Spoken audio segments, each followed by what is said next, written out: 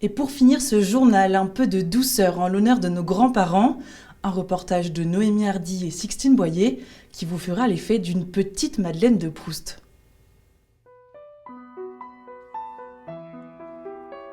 Ils sont là pour nos premiers pas, nos premiers spectacles, nos premières notes.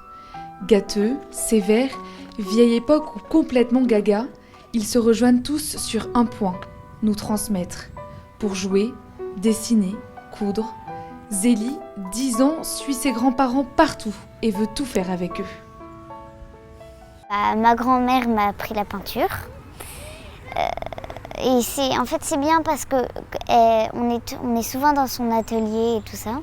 Et elle a fait une statue et donc souvent elle nous montrait comment peindre la statue. Et mon grand-père donc pour la chasse. En fait, on parle pas vraiment, mais il nous apprend en fait quand il est en train de chasser.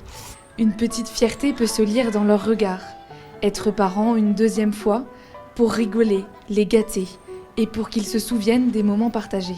On est content de leur faire découvrir des choses et puis on est super content quand on sait que c'est avec nous qu'ils ont appris à faire du vélo parce qu'on leur rappellera plus tard. Rappelle-toi, ça c'est moi qui t'ai appris, hein, mademoiselle. T'en rappelleras que c'est papy qui t'a fait faire du vélo? Qui t'a appris, hein? Ouais.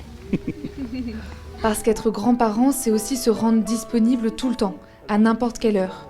Même avec ses 11 petits-enfants, Chantal saisit chaque instant de partage, d'apprentissage. Quand on était à Florence, à 7 heures, elle voulait apprendre à tricoter. Très bien, je vais t'apprendre à tricoter. Oui, volontiers, je vais apprendre à tricoter.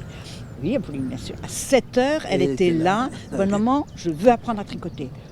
Moi, c'est très important que je petit déjeune. Si je n'ai pas petit déjeuner, je les aime de tout mon cœur, mais là, laisse-moi un petit déjeuner, je passe mon repas de midi s'il le faut. Mais j'ai besoin de petit déjeuner pour fonctionner. Générosité, gourmandise, tendresse, les mots doux ne manquent pas. Mais les enfants savent titiller, aiment chercher la limite. La politesse, l'éducation passent aussi par cette génération. Papa, une fois, il a dit quelque chose de drôle. Qu'est-ce que tu as dit de papy? Je sais plus. Tu te rappelles pas?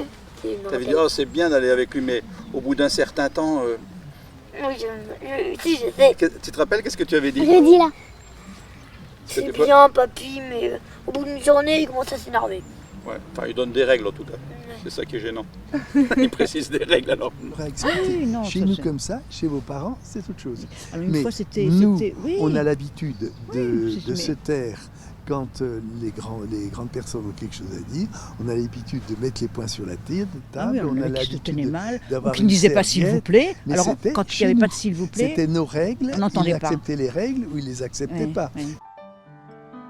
La sagesse d'une vie, l'accumulation d'un savoir, inspire les enfants. Nour a perdu son grand-père l'année dernière. Son admiration pour lui traverse le temps. On pouvait parler pendant des heures et il jouait de la musique, il savait parler le russe, l'espagnol, le français, il aimait la nature, il était hyper cultivé. Mais je pense souvent à lui quand je vois un écureuil dans un arbre ou quand je vois des oiseaux aussi parce qu'il aimait beaucoup les oiseaux, la randonnée. Mais oui, je pense encore souvent à lui. Au-delà des mots, ce sont les sensations qui restent ancrées. Chez ma mamie du côté de papa, c'est quand je descends, c'est toujours, y a une odeur de café qui sent super bon et son parfum aussi, je sais pas. J'ai toujours envie qu'elle me fasse un gros câlin. Mamour, Papilou, Grand-maman, Nani, aussi nombreuses que leurs surnoms, ces leçons de vie apprises nous aideront pour être grands-parents à notre tour.